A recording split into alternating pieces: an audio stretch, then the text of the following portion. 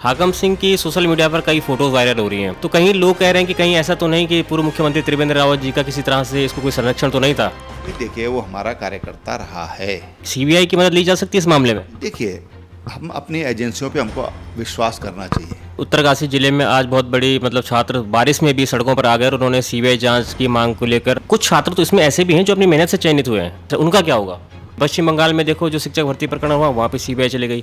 नमस्कार, मैं राजीव प्रताप और इस वक्त मैं हूँ पूर्व मुख्यमंत्री उत्तराखंड श्री त्रिवेंद्र रावत जी के आवास पर। और जो प्रकरण है बीपीडीओ में जो उत्तराखंड में चल रहा है, इसी प्रकरण पर मैं इनकी राय लूँगा और क्या इनका पक्ष है ये जानूंगा। आप सब लोगों की क्वारीज थी, स्टूडेंट्स की भी थी कि रावत जी से एक बार बात कर ली जाए। तो सर, पहले दिल्ली उत्तराखंड लाइव पर आपका बहुत बहुत स्वागत है सर। धन्यवाद सर, अभी हम देख रहे हैं कि उत्तराखंड में जो बेरोजगार संघ हो गया या छात्र हो गए, ये अपने भविष्य को लेकर काफ़ी चिंतित है। इनका ये कहना है कि जिस तरह से भर्ती परीक्षाओं में घोटाले हो रहे हैं और आयोगों में धांधलेबाजी चल रही है, न केवल अभी से बल्कि बहुत पहले से, तो इस संदर्भ में आपका एक बयान आया था। आपने एक बार कहा था कि जो अधीनस्थ सेवा चयन आयोग है इसको भंग कर देना चाहिए।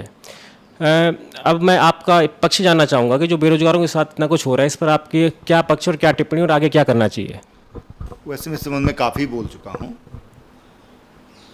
लेकिन सरकार का काम है कि कोई एक न्यायपूर्ण व्यवस्था देना, पारदर्शी व्यवस्था देना, ताकि किसी के साथ अन्याय न हो, बल्कि योग्यता के आधार पर किसी को भी कोई रोज़गार मिले। और विशेषकर जो सरकारी सेवाएं हैं, राजकीय भर्तियां हैं, उनमें पारदर्शिता का होना बहुत ज़रूरी है। भारतीय जनता पार्टी की भी यही सोच है और हम हमेशा एक ही वायदा जनता से करते हैं कि भाई हम एक न्यायपूर्ण व्यवस्था आपको देंगे जो सबको अवसर देगी। लेकिन जिस तरह से अधीनस्थ चयन सेवा आयोग में लगातार खामियां पकड़ में आ रही हैं, ये निश्चित रूप से उन युवाओं के साथ अन्याय है जो कि डिजर्व करते हैं, जो योग्यता। सर, ये जानना चाहूँगा, थोड़ा इंटरप्ट कर दिया आपको बीच में, कि ये जो खामियां निकल रही हैं, ये जो ये कमी रह जा रही है, किस स्तर से आप इस कमी को देखेंगे। ये सरकार के स्तर से देखेंगे या जो आयोग की कमी है। देखिए ऐसा है, ये जांच का विषय है। एसटीएफ इसमें काम कर रही है। जो हमारे आयोग के अध्यक्ष थे राजू, वो उन पर व्यक्तिगत रूप से कोई आक्षेप नहीं लगाया जा सकता, बहुत ऑनेस्ट ऑफिसर हैं। सरकार के स्तर पर भी कोई अभी ऐसी कोई बात नहीं आई कि सरकार के स्तर पर कि किसी तरह का कोई दबाव है। ये कहीं ना कहीं हमारी जो व्यवस्था है, जो हम जो एजेंसियां हमारी जो इस पूरी प्रक्रिया को निभाती हैं, यानी कि भर्ती का काम जो करती हैं, वो वहाँ कहीं ना कहीं ऐसा छेद है जिसके कारण उसमें इस तरह का जो असामाजिक तत्व है या जो माफिया है, नकल माफिया है, वो उसमें वो घुस जा रहा है। तो ऐसी व्यवस्था होनी चाहिए, कोई घुस न सके उसमें, क्योंकि इस तरह के उदाहरण पहले भी देखने में आए थे। और इसलिए बार बार जब इस तरह की उदाहरण सामने आ रहे हैं कि भाई नकल हो रही है, तो या तो उसकी ऐसी व्यवस्था हम बनाएं, और तब तक के लिए हमको ऐसी एजेंसियों को तुरंत रोक देना चाहिए, ताकि एक पारदर्शितापूर्ण और एक न्यायिक जो हमारी सोच है, भारतीय जनता पार्टी की सोच है, हमारी सरकार की सोच है, वो हम दे सकें। सर, ये जानना चाहूँगा कि बड़ी बड़ी गिरफ्तारियां उसमें हो रही हैं, लेकिन सबसे बड़ी गिरफ्तारी जो अब तक मानी जा रही है, हाकम सिंह की मानी जा रही है। और कहा जा रहा है कि हाकम सिंह का बीजेपी का ही एक जिला पंचायत सदस्य है। हाकम सिंह की सोशल मीडिया पर कई फ़ोटोज़ वायरल हो रही हैं, आपके साथ भी बहुत सारी फ़ोटो उनने अपने फेसबुक वॉल से शेयर करी हैं, और लोग सोशल मीडिया पर तरह तरह की बातें भी करते हैं। और डीजीपी के साथ भी इनकी फ़ोटोज़ थी, उन्होंने भी स्पष्टीकरण दिया। तो कहीं लोग कह रहे हैं कि कहीं ऐसा तो नहीं कि पूर्व मुख्यमंत्री त्रिवेंद्र रावत जी का किसी तरह से इसको कोई संरक्षण तो नहीं था। देखिए, वो हमारा कार्यकर्ता रहा है, और किसके साथ उसकी फ़ोटो नहीं है। हमारा कार्यकर्ता है, हमारे साथ, और हज़ारों लोग हमारे साथ फ़ोटो खींचते हैं। तो फ़ोटो खींचने से कोई वो ईमानदार नहीं हो जाता, या किसी के माथे पे नहीं लिखा हुआ कि वो क्या है। सबके साथ उसकी फ़ोटो हैं, नाम लेना किसी के लिए उचित नहीं है। न जाने कितने लोगों के साथ फ़ोटो हैं, लेकिन पार्टी ने उसको कहीं संरक्षण नहीं दिया है। सरकार ने उसको कहीं उसको बचाने का प्रयास नहीं किया है। सरकार ने जो काम उस पर करना चाहिए, जो कार्रवाई उस पर करनी चाहिए, वो कार्रवाई हो रही है। और अगर ऐसा कुछ होता तो उसको बचाया जा सकता था, ऐसा तो नहीं है। लेकिन उन्होंने गलत काम किया है। पार्टी का एक कार्यकर्ता अगर गलत काम करता है तो पार्टी का दायित्व है कि उसको पार्टी से तुरंत बाहर करे और उस पर जो दंडात्मक जो भी कार्रवाई उस पर होनी चाहिए वो कार्य उस पर सरकार करे, उसमें पार्टी कहीं बाधक न बने, तो सब हो रहा है।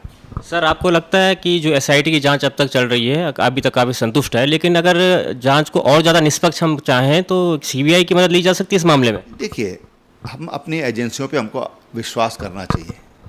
अपनी एजेंसियों पर जो रोज़मर्रा हमारे साथ काम कर रही है, हम उस पर हमको उस पर पूरा विश्वास क्यों नहीं करना चाहिए? और जब इतना बेहतर काम हमारी एजेंसी कर रही है, हाँ, लेकिन अगर ये इसका विस्तार अगर अन्य राज्यों में मिलता है तो तब किसी सेंट्रल एजेंसी का सहयोग लिया जा सकता है। लेकिन अभी तक इसके ऐसे कोई सूत्र नहीं है कि कहीं पर कोई हमारे पकड़ में आया या सक्के दायरे में आया, उसको पकड़ा नहीं गया है। उनको पकड़ा जा रहा है तो उनको पकड़ के जहाँ उनकी जगह वहाँ उनको भेजा जा रहा है।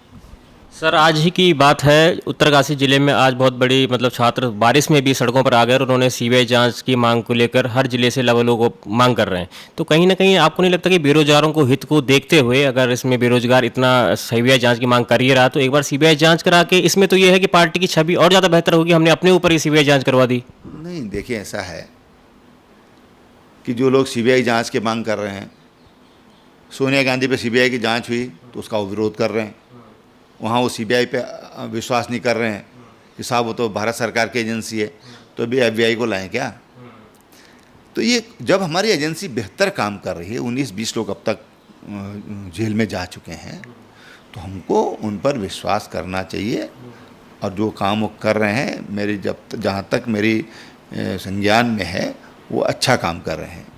हम अपनी एजेंसियों पे अपने जो हमारे राज्य की एजेंसी है उस पर हम अविश्वास करें, ये उचित नहीं है। सर, जिस तरह से मुख्यमंत्री धामी ने अभी हाल में ही एसटीएफ को ये मामला सौंपा था, आपको नहीं लगता कि ये मामला धामी जी को पहले ही एसटीएफ को सौंप देना चाहिए था? उन्होंने कम से कम, जबकि इस बेरोजगार सड़कों पर उतर गए, जबकि एक पक्षीय हो गया मामला, सबको लगा कि अब बेरोजगार इस मामले में हावी हो गए, तब जाके मजबूरन एसटीएफ को मामला सौंपा। ऐसा कहीं नहीं है।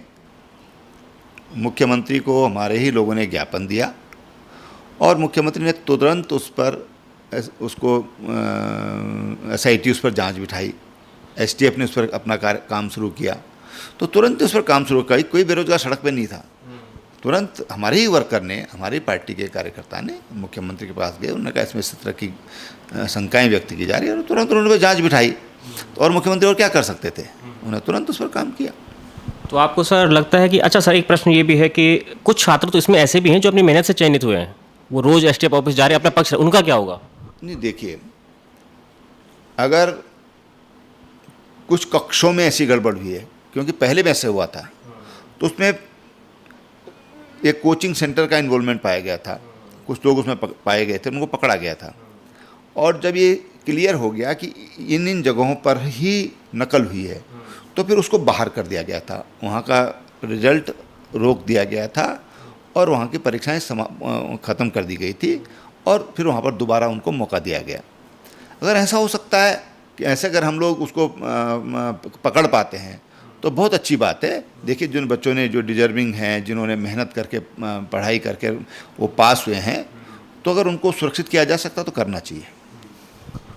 सर, अभी हम देख रहे हैं कि जो ये मुद्दा है ये राष्ट्रीय स्तर पर उछल चुका है। जनसत्ता जैसे अखबारों ने इसको छापा है कि ये जो मुद्दा है बहुत बड़ा मुद्दा है, लेकिन इस मुद्दे को देखते हुए हम देख रहे हैं कि बीजेपी शासित प्रदेश है, तो यहाँ पर जल्दी से हम सीबीआई या सेंट्रल एजेंसी को लाने से कुछ कतरा रहे हैं। क्योंकि पश्चिम बंगाल में देखो, जो शिक्षक भर्ती प्रकरण हुआ वहाँ पे सीबीआई चली गई।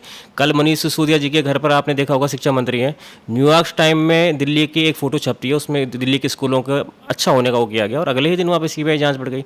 तो ऐसा क्यों है कि हम, ऐसा नहीं, देखो, सीबीआई जांच कोई अचानक नहीं होती। उसके लिए सीबीआई हमेशा जब कोई काम करती है तो उसकी पहले से तैयारी होती है। अब जैसे उत्तराखंड की कोई घटना है, सीबीआई इस पर अपना काम कर रही होगी, अपना काम वो शुरू कर देती है। जब उसको सौंपा जाता है तो फिर वो अपना काम चालू करती है। इसलिए और पश्चिम बंगाल की जो बात है, पश्चिम बंगाल में तो अरबों रुपए पकड़ा गया, मिनिस्टर्स उसमें इन्वॉल्व का सीधा सीधा उसमें इन्वॉल्वमेंट था, तो सीधा सीधा चीज़ें सामने आई हैं। यहाँ तो पेपर लीक का मामला है। सर अब आगे आपको क्या लग रहा है कि ये भर्ती आयोग में सचिव साहब को भी कहीं और अटैच कर दिया है एस राजू जी ने, जो नैतिकता के आधार पर इस्तीफा दे दिया है।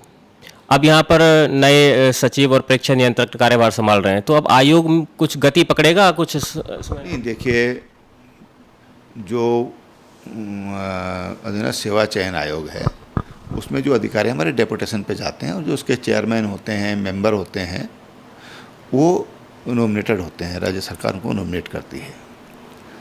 अब उसमें जो सचिव हैं उसके, उनकी नियुक्ति वहाँ पर कर दी गई है, परीक्षा नियंत्रक की नियुक्ति की गई है, और जो अधिकारी वहाँ पर हैं जो भेजे गए हैं, क्योंकि मैं मुख्यमंत्री के नाते मुझे मालूम है उनके बारे में, चाहे सुरेंद्र रावत हों या शालिनी नेगी हों, दोनों हमारे बड़े ऑनेस्ट ऑफिसर हैं जिन्होंने बहुत ईमानदारी से अभी तक काम किया है।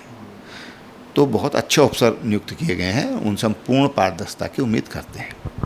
सर जो लोक सेवा आयोग है उत्तराखंड का, लोक सेवा आयोग में सर भी बहुत बड़ी धांधलियाँ अब भी से नहीं काफ़ी पहले से सुनाई दे रही कि यहाँ पर भी प्रवक्ता भर्ती हो गई हो या एजेई की भर्ती हो गई हो, और यहाँ तक सुनने में आ रहा है कि सर एजेई भर्ती जो मतलब अभी हुई है हाल में, वहाँ पर भी पेपर इसी तरह से नकल करके बाहर निकाला गया था। हालांकि रिजल्ट अभी जारी नहीं हुआ, लेकिन वहाँ पर कह रहे हैं कि इसी तरह का यही गैंग वहाँ भी सक्रिय था। तो ये गैंग सर इतना बड़ा सरगना हो गया उत्तराखंड के अंदर कि ये मतलब युवाओं का तो सीधा सीधा भविष्य का नाश कर रहा है। सर नहीं, आपका सवाल बहुत जायज़ है, लेकिन लोक सेवा आयोग को लेकर अभी इस तरह की कोई शिकायत मेरे सामने नहीं आई है, जो हमारी नॉलेज में नहीं आई है। लेकिन हाँ, कहीं पर कोई गैंग अगर सर के सक्रिय हैं तो मैंने कहा कि इसकी बहुत तह तक जाने की ज़रूरत है। जहाँ भी हमको ऐसा लगता है कि भाई इस तरह के कोई गैंग सक्रिय हैं, इसमें कोई माफिया, इसमें नकल माफिया इसमें सक्रिय हैं, तो वहाँ तक पहुँचने की ज़रूरत है। और मुख्यमंत्री जी ने भी कल बड़ा स्पष्ट कहा है कि हम किसी को छोड़ेंगे नहीं। तो मैं समझता हूँ कि उनका इतना कहना ही पर्याप्त है। सर एक जाते जाते एक क्वेश्चन आपसे और पूछना चाहता हूँ मैं कि हाकम सिंह पे आऊँगा मैं। हाकम सिंह 2008 से सक्रिय है, कभी किसी ड्राइवर का आईएएस अफसर का कुक था, ड्राइवर बना, वहाँ से अपने संबंध बनाए। आज 2022-23 में 10-12 सालों में एक आदमी इतना बड़ा सीमावर्ती ज़िले से आता है, जिला पंचायत सदस्य मात्र है, और आज 10 करोड़ का सांकरी में एक बंगला है। तो ये जो धन अवैध तरीके से ही कमाया गया है, ये तो इतना कोई है नहीं कि वैध तरीके से कमाया गया होगा। इस संपत्ति का क्या होगा आगे हाकम सिंह की जो ये संपत्ति अर्जित करी हुई है? तो ये लीगल प्रश्न है, इस पर तो शासन अपना काम करेगा, शासन अपना काम करेगा। तो सर जिस तरह से पार्टी ने हाकम सिंह को 6 साल के लिए निष्कासित कर दिया है, आप कह रहे हैं कि पार्टी चाहती तो बचाव भी कर सकती थी, लेकिन पार्टी ने निष्पक्ष रूप से हाकम सिंह को निष्कासित कर दिया है। आगे आपको क्या लगता है कि हाकम सिंह को किसी का राजनीतिक संरक्षण प्राप्त है? क्या उन लोगों तक भी जांच जा सकती है? निकाल दिया उसको, और क्या है। सर नहीं, उनको तो निकाल दिया, लेकिन मैं कह रहा हूँ कि उनके कहीं से लिंक जुड़े हों किसी के साथ, तो क्या वहाँ तक हाकम सिंह को अगर संरक्षण प्राप्त हो? तो देखिए, सब जांच के विषय हैं। जांच के कुछ चीज़ें सामने, हम पहले ही क्यों आशंका प्रकट करें? जब हमने ये कहा है कि तह तक जाना चाहिए, तो उसमें सब कुछ आ जाता है। ठीक है सर, बहुत बहुत धन्यवाद आपका दिल्ली उत्तराखंड लाइव पर जुड़ने के लिए। और मुझे उम्मीद है कि आपकी पार्टी और सीएम धामी इस जो मुद्दा उठ रहा है, इस मुद्दे को निष्पक्षता से इसकी जड़ तक पहुंचेंगे और एक एक को सलाखों के पीछे पहुंचाएंगे। धन्यवाद।